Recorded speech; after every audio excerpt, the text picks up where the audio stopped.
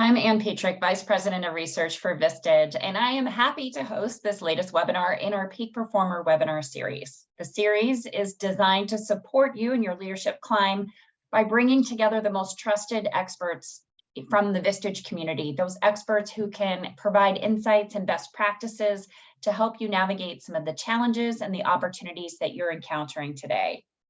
Now, in our most recent Vistage research report, focusing on workforce velocity, our data shows that defining and reinforcing culture is a driver for employee retention. But when change is necessary, what can CEOs do to maintain a sense of stable culture for their teams and mitigate the challenges of company-wide changes? To give insights and best practices into this important topic, we have invited Marla Markov, who leads a team of business resource partners for Insperity. She's going to discuss effective change management and efficient ways to navigate and lead through times of flux. With over 10 years with Insperity, her expertise ranges from leadership training and coaching, supporting a full spectrum of performance management process building, developing employees, e-learning creation, team building, and many other things. So we're thrilled to have you today, Marla. Welcome, and over to you. Thank you so much, Anne. I'm really excited to be here. This is a very happening topic at the moment, based on the environment that we've all been in, and I'm hoping that this all resonates with a lot of you. And we're going to kick everything off with a question.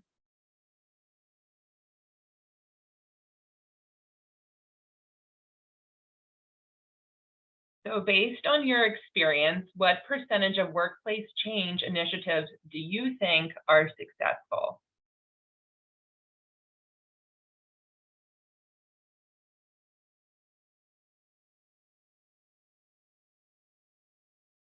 Go ahead and click which of those percentages you think is correct.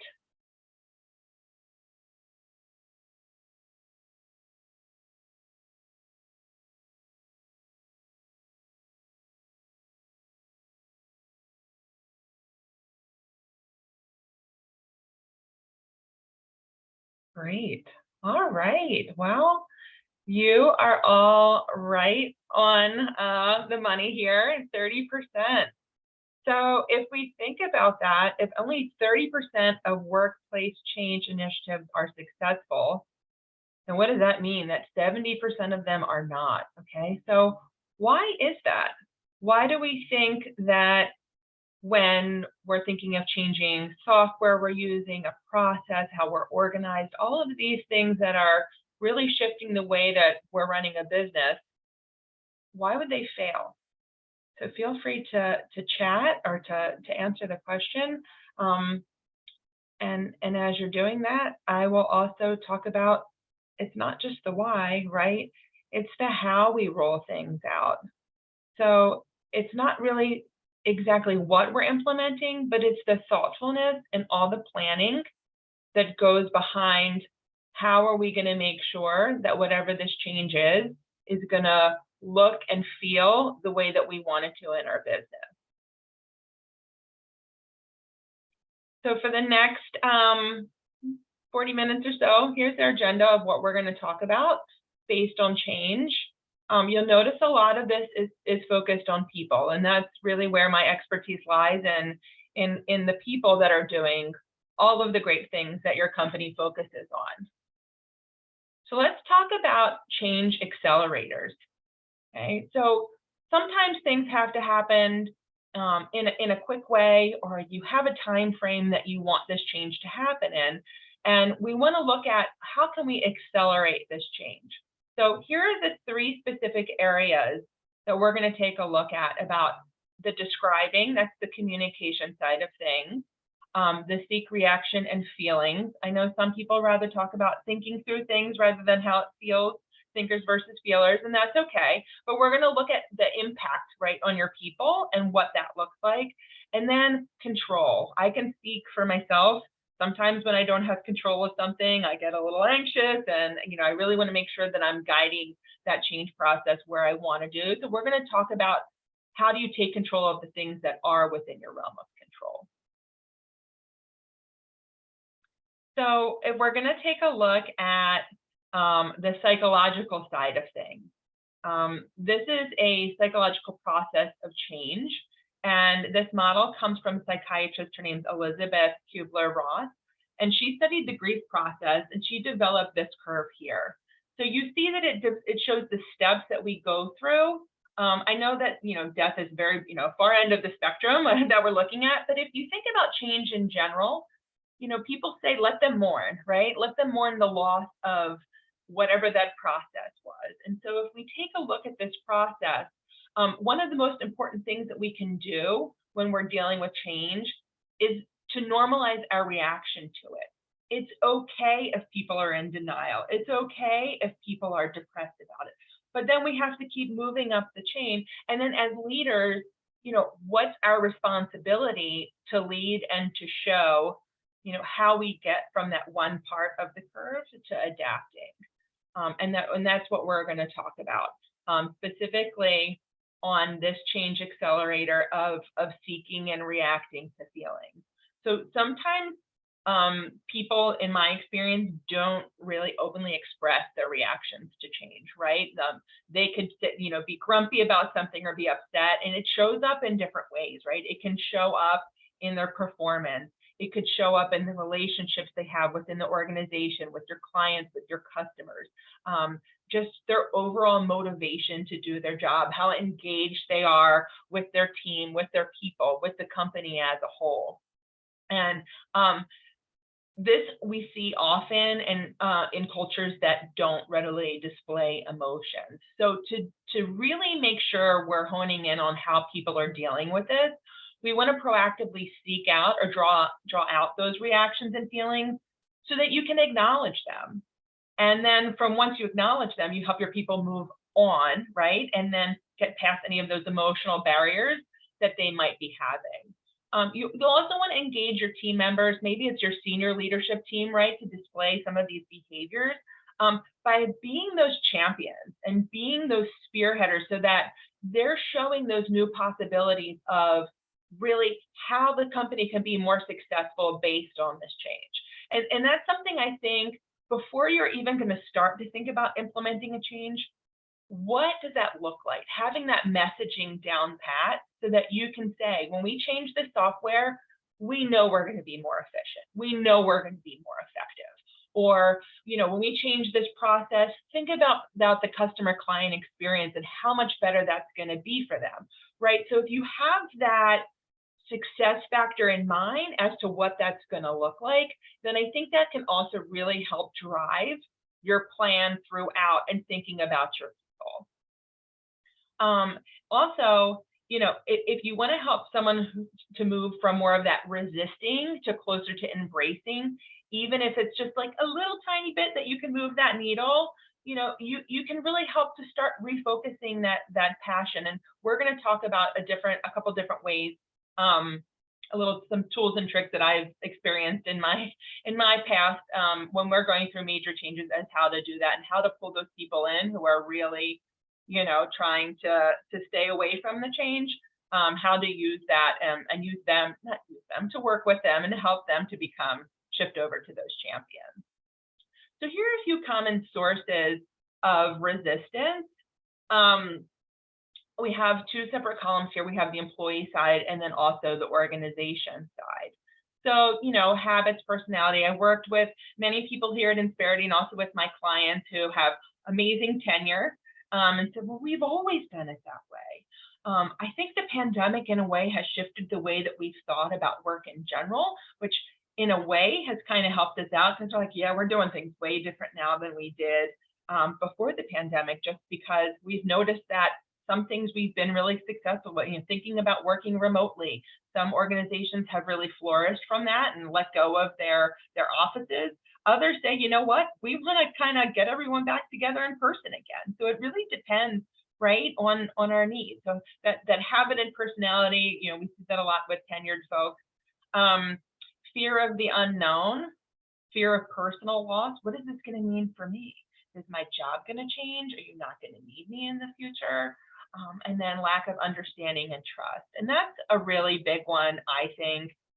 We found that transparency from leaders It doesn't have to be the full game plan of what's happening, but just sharing enough so that each of your employees feels, okay, we've got this, my leaders have my back, and we're going to move forward, and there's a plan to move. From the organization side, if we don't have that buy-in, and you're the only person standing there doing the changes, think of software. If you need everyone to input certain information, and you don't have those people there, going in and putting the input, that change isn't going to look how you planned, right? So we need to have that buy-in, along with power struggles. So making sure that everybody who is leading this change is on the same page in the communication and what's being rolled out.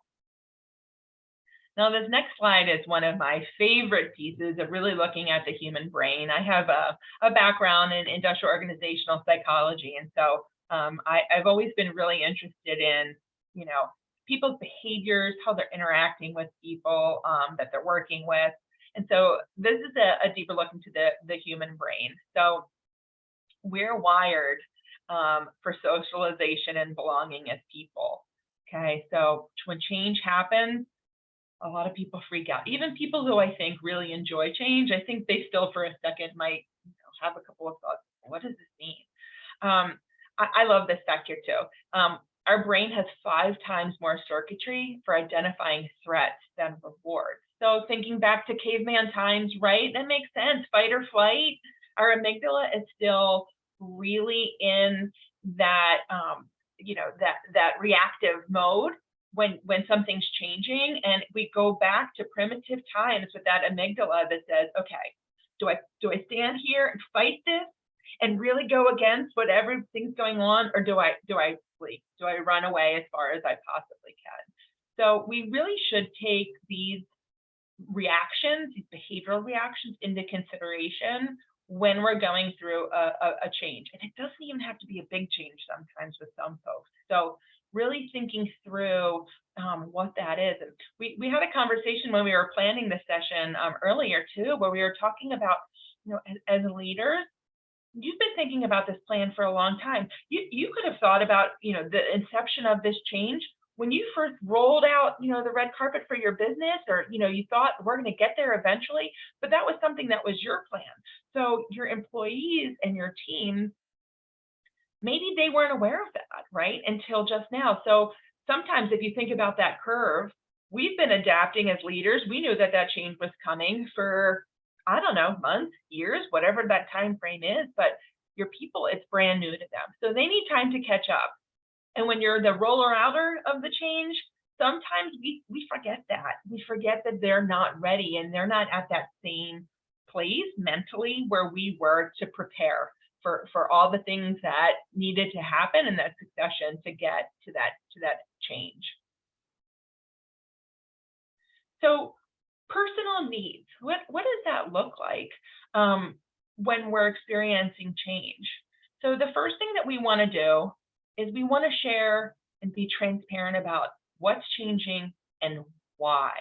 I know on my team that I lead, I have to prep myself with that why. Whenever I go to talk to them about anything from changing the signature to their email, to we're using a new software now to track things, to we need to be in the office X amount of days, whatever that is, I need to share the why with them. And so I always come prepared. So always have that in your back pocket as to what's happening and why. And another reason why that we need to have all this is that I know that there are different behavioral styles out there. And there are some styles who are very, very detail oriented, and without that why, they can't get past it. Other people can kind of go with the flow and they're okay, but it's really important to have that in your back pocket. The next thing is to be heard and understood. Now, when I say being heard and understood, that means that we're actively listening. What are your concerns? What are your thoughts? That doesn't mean that we're not going to change, okay? And it's really important that as leaders we share the change is still going to happen, but maybe we will tweak something, maybe we won't.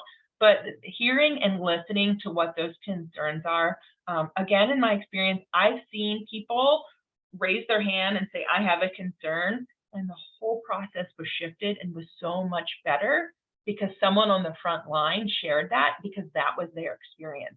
And some of the people who were creating that change in the process didn't think about that aspect because they didn't have that experience. So it is really important to listen and to hear what are those concerns. Next thing is being involved. We want to make sure that people feel like they have the opportunity to have that buy-in and that you are listening. Because if they're not feeling like they're involved and they're having that say, then, you know, what's in it for them? It's that big with them, right? Why should they change? You know, I think when I think about change too, a big question that I ask other people is, what's the impact if we don't change? What's going to happen if we don't adopt whatever this newness is? So how can you get involved, and what does that look like? Being supported, I think that just goes hand in hand with everything that we have just talked about, and being respected, and then feeling confident that they can be successful.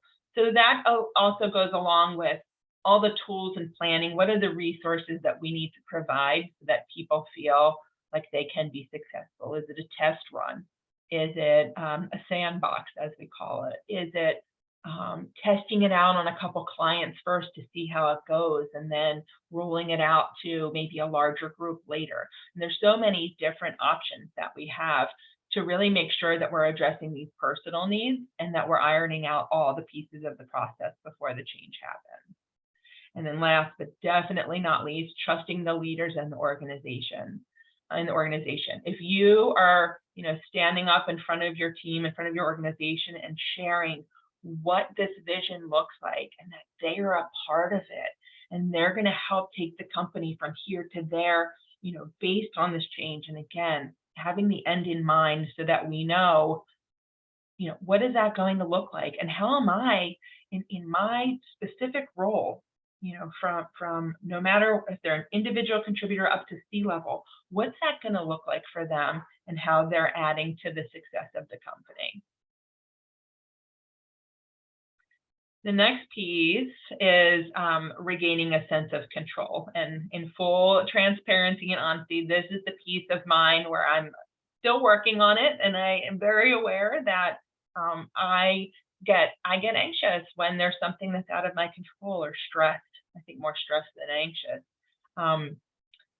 If we look at, and you can do this activity too when you're going through your change process, is to think about, okay, what or how much control do I have over the implementation of the change and the results? Okay, so on the control side, you will be able to control some aspects of the implementation, specifically your attitude, your behavior, and also working with your leaders to make sure that they're being supporters, cheerleaders, because everybody is looking to them as you're going through this change process. You might also be able to exercise influence over things like the process, resources available, maybe it's job aids, maybe it's partnering, maybe it's, like I said before, rolling it out to just a small group first, testing it out. And then, of course, there's going to be those things that, you know, we don't have any control over. Think years and years ago, the stay-at-home restrictions. We didn't have any control over that. People had to stay where they were. Timing. Sometimes things just happen, mistakes get made. I don't know, but we have to work through it. Something specifically at Insperity that we've been really focusing on in the past, I wouldn't say 3 years, is just being able to pivot, being able to adapt, being flexible. And that's not new for us, but the way that we're doing it and being more fluid and working and using the word and except but instead of but. You know, if you say, yes, that's a good idea, and if we do this, so we're really changing the way that we're talking to, because we do have control over certain things, but other areas we definitely don't. So, you know, knowing what you can control allows you to really focus on where that influence happens. With a greater sense of control, then you and your fellow team members, your leaders, will be able to move from that disorientation to reorientation more quickly. And all the eyes that are on you as you lead, they'll say, okay, I'll give it a shot, and hopefully that influencing piece can really get them to a good place. Okay, so we've talked about these people who, are resisting, they don't want to change, they're concerned. A lot of times what we do, and what I recommend to my clients as well, is tap into that. Utilize these folks to be a committee, to be part of the team. I shared earlier that I did see a change process reshift because someone said, did you think about this?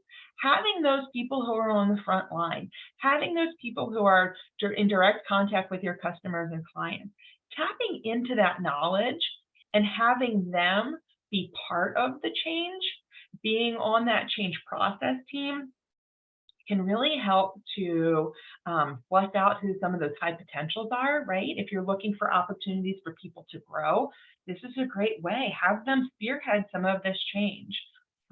They can also help to guide you in ways that maybe aren't as visible to you as they are to them, as to, we need to think about these different aspects.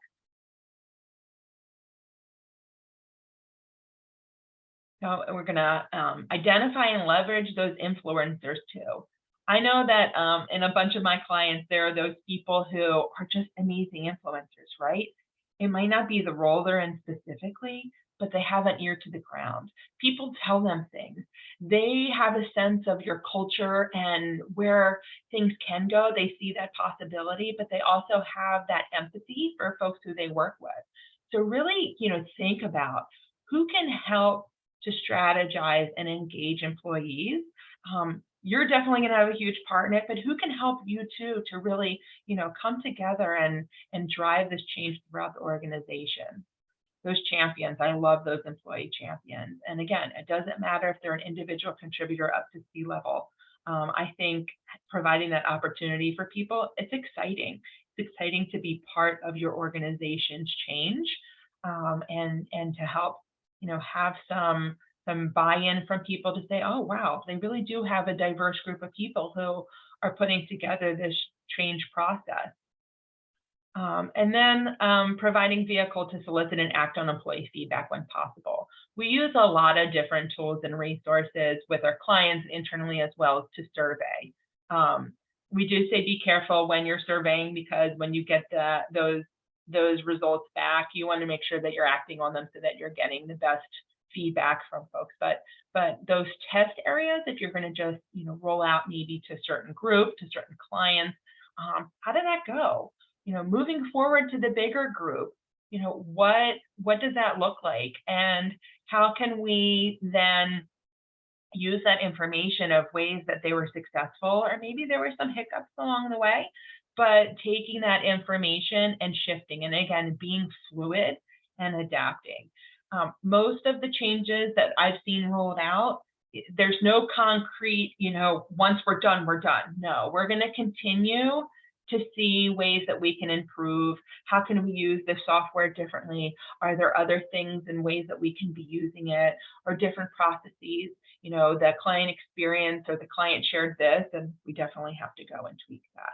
So taking that feedback, but truly using it, right? Because that feedback is a gift for us, whether it's negative or positive, and it all depends on how we use it and what we do with it.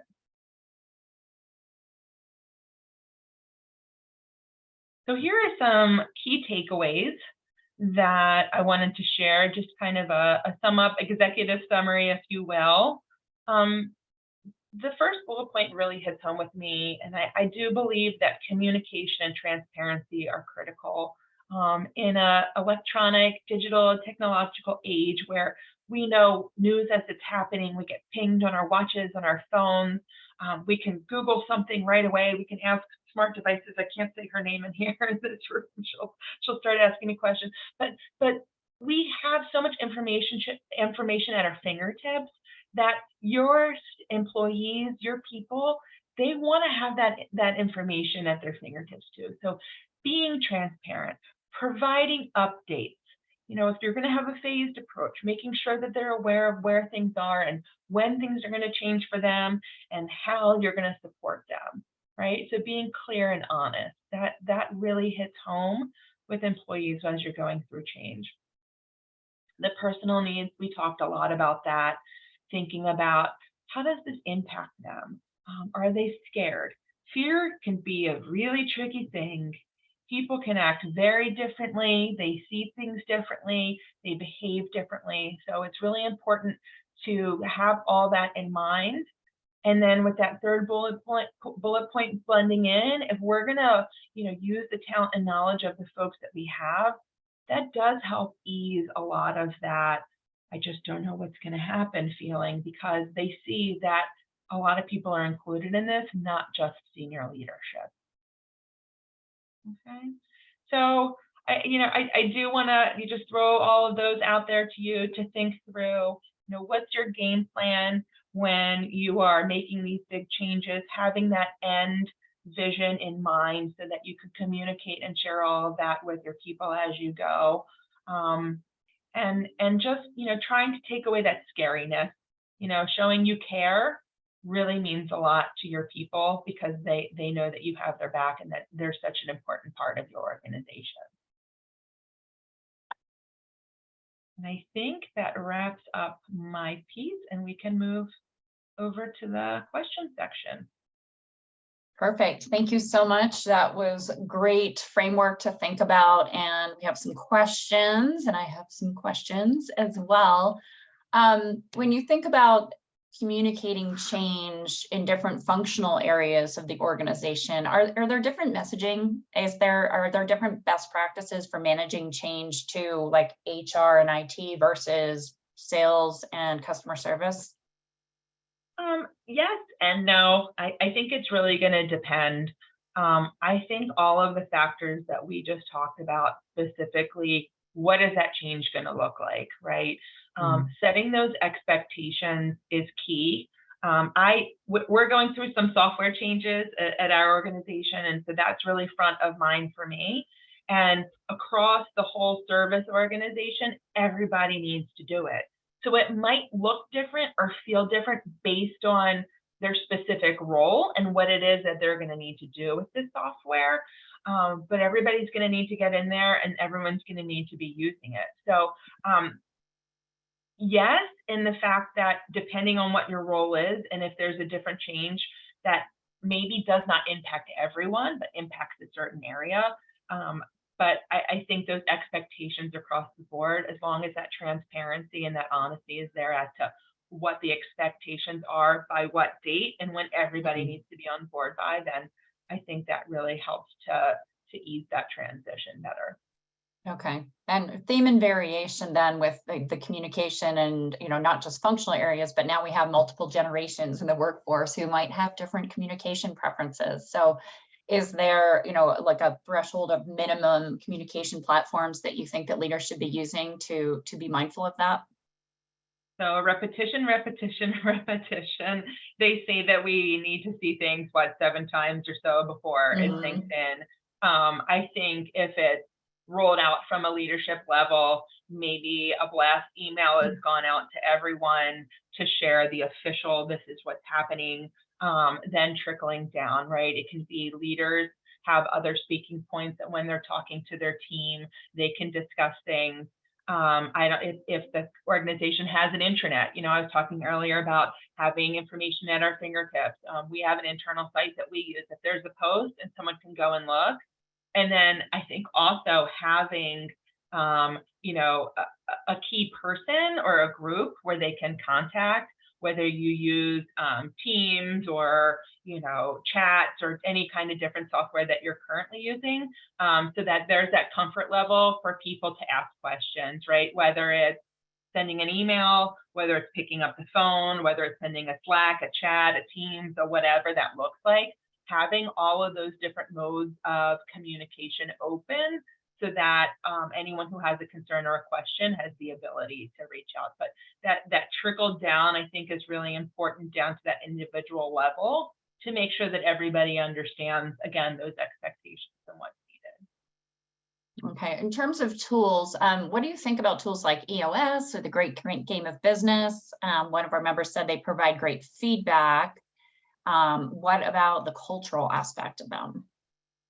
So I think it really depends on your culture, right? I mean, I think what the kind of culture that you're looking to create, and this is a really great opportunity to see your culture in action, right? And so Mhm. if there is a methodology or a certain tool or resource that you really think is going to resonate with your people, you know, there's just a little bit of concern is you don't want them to have to change and how they change. So Mhm. we do, want to be careful, but, if there is a certain, theory or methodology or tool or resource out there that you think is going to help get them there, then absolutely. There are, thinkers out there who, when they hear change, they're all up here and they need a way to organize the way to get there.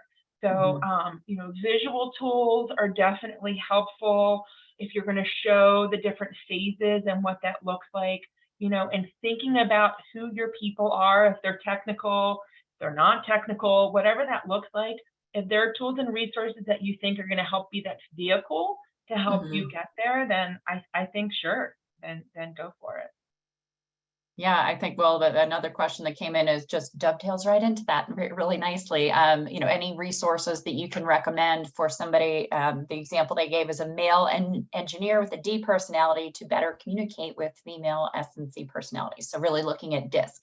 What are the resources to help with those communication styles? Are there any things that you've relied on in your past? Absolutely. Emotional intelligence resources are a huge go-to for me. One of my favorite taglines is common sense is not common practice. Mm. And a lot of times the way that we think and the way that our brain is organized, sometimes we assume that others are thinking the same exact way and Yeah. they're not. And so earlier when I was talking about having a team of people, a committee, if you will, to help to just provide their insight, have that technical D on that team, have your high Mhm. S who's on the customer service side, have them together, Yeah. right? Because Yeah. both of their perspectives are correct, right? And Mhm. they're going to have more representation within your organization.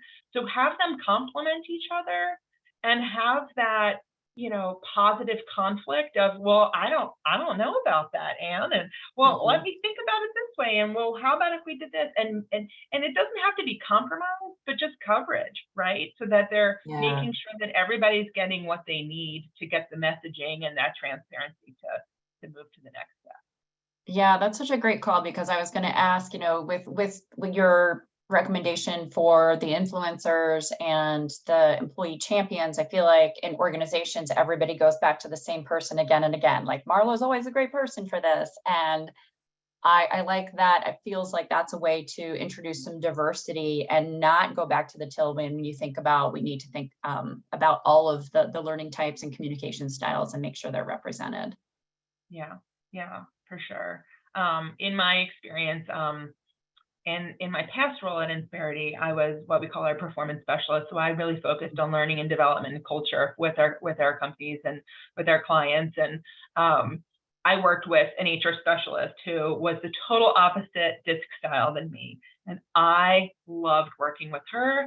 She loved working with me. She's like, you got this piece and this piece, and I got this piece and this piece. And sometimes we tried to switch it up. And it's so helpful because once you I do have a book that I love, No Ego. I don't know if you can see it with my background on, but once you take out that ego piece of I have to be right, I have to have this, I have to have that, it's just so amazing how everything just opens up. And for people who Mhm. are more sensitive or people who are more direct, they kind of take a step back and think, that's interesting, right? And then we can really get on the same page, and that collaboration is just magic once that ego is really taken out of the picture. Yeah. Now, does a tool like that help you? Like when you talked about seeking feelings, but what about a team or an individual who's not really a feelings person? Like how do you bring that out of them? Yeah, yeah, and that's fine because yeah, there's probably like half the workforce, right, that they're like, oh, and you hear the feeling word, and they're like, oh, they cringe.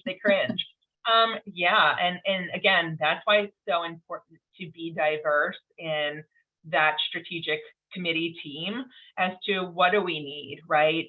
You're going to have people who want to know every single step of the way, and they might be really uncomfortable if there's any ambiguity.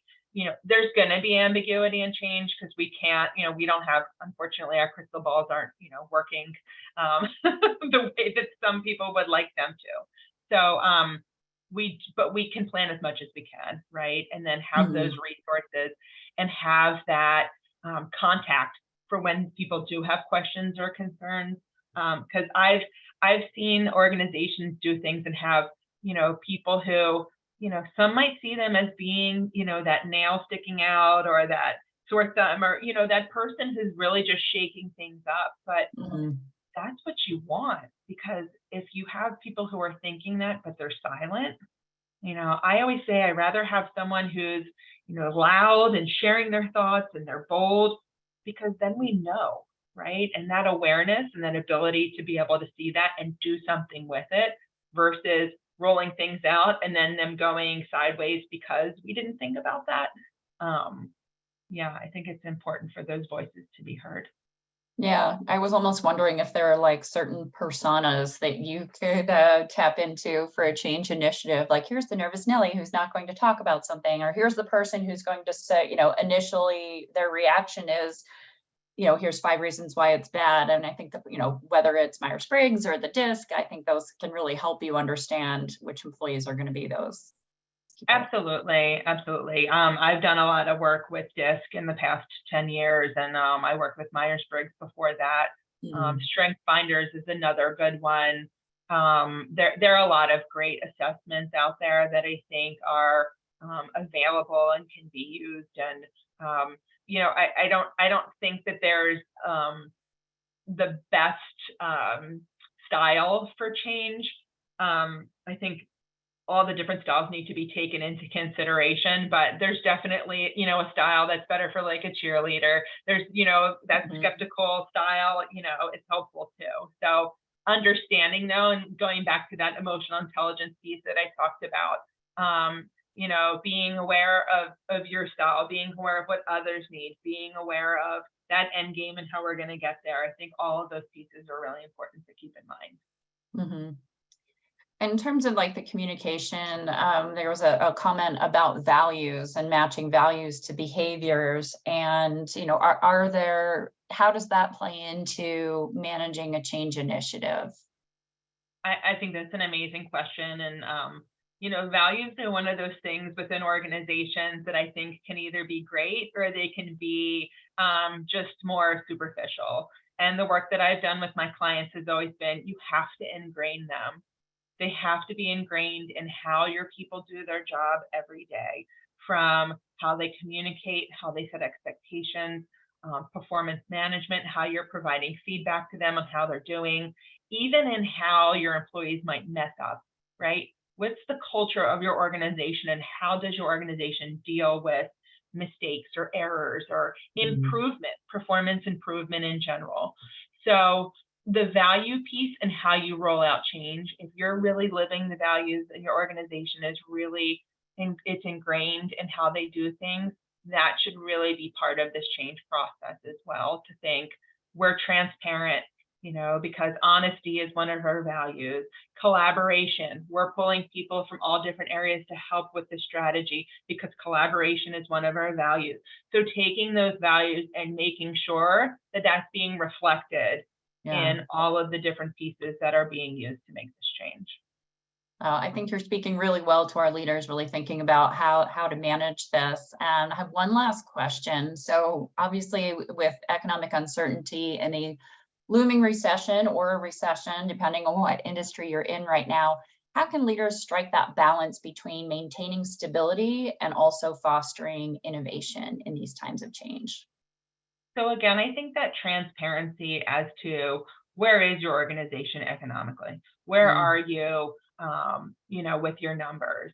and being able to explain that to anyone within the company, tossing out terms like EBITDA and this and that, like, some people are like, I don't know what that means, but I'm going to show up and nod and smile, right? And so that transparency as to, look, this is where we are as an organization. And I think everything can trickle down to that individual contributor as to the importance of their role and how they're adding value to, just by answering a phone and being, in a customer service support area, to being a chief, whatever, and leading. And so I think as long as everyone understands how important their role is and where the organization is, we're going to have to possibly, we have a lot of clients who are like, we have to change our contribution rates on our medical benefits. We're still providing them, but we're shifting. We got to keep the lights on. We're doing this. I know during COVID, we had a lot of our clients who maybe weren't doing their 401k match at the time, right? Mm-hmm. And what our HR specialists do in Insperity is we try to look at all the options. What's everything that we can do to not have to eliminate positions? And a lot of our clients do have to eliminate positions from time to time. They lose the contract, things change, they get acquired. There are all kinds of situations. But again, I think it goes back to that transparency as to how are we doing. It's also a really good opportunity to take a look at your performance, right? And how people are performing. Do you have people who are carrying their weight? You're paying them to do a job. Are they doing it? Mm-hmm. And how is that culture and those values, all these pieces that we're talking about, how does that then get communicated to your staff so they are engaged and motivated to do their jobs? Because if you have, folks who aren't doing their job and they're getting paid, and I think there was a book back a while back, it's called I Quit But Forgot to Tell You. We can't afford that right now. Yeah. We can't afford that. So, how are you rewarding your high performers? What are you doing with your high potential? Do you have succession plans in place?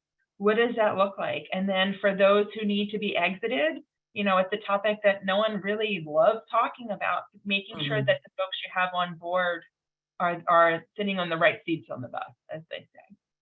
Yeah, I think that's something that our members are constantly thinking about. So really appreciate your insights and your passion around this. Obviously, you have great experience, and I think these were great tips for leaders really thinking about change and, change in terms of innovation, change in terms of maybe we need to kind of hunker down to ride through this mild recession that we're anticipating. So thank you so much, Marla. You're welcome. My pleasure. Thanks for having me. Absolutely. And for our attendees, we'll be sending a link to today's recording and Marla's slides within 24 hours. And first, for our Vistage members, mark your calendars for these exclusive events. You can register now on My Vistage. On Friday, July 14th, ITR Economics is going to come speak about 2023 and beyond, preparing for the next economic cycle. So our view that the recession is coming later this year into 2024 comes from ITR's analysis, and looking forward to hearing their latest forecast and guidance for small and mid-sized businesses. And another member exclusive is Friday, April 25th. Adam Grant, bestselling author and organizational psychologist, will talk about the power of knowing what you don't know. So those are two member exclusive events you can register for. And for everyone else, we have a number of things coming up, including an expert roundtable on navigating artificial intelligence for CEOs. That's coming Friday, June 23rd. We just spoke with our 3 expert panelists earlier this morning, and that's going to be a fantastic session on really thinking about how to navigate artificial intelligence. On Friday, July 21st, we have Funding the Future, a monetary outlook for small business owners. So really thinking about very small businesses and how you can fund for the future. And a couple other ones, Friday, August 4th, Managing Workforce Velocity, Improving Employee Retention. And on Friday, September 8th, we have Vistage 2022 Speaker of the Year talking about de-weaponized accountability for high-performing teams. So these are all fantastic sessions. Anyone can register for those now at vistage.com/webinar. That's vistage.com/webinar. So thank you everyone for your time today. Be safe and be well.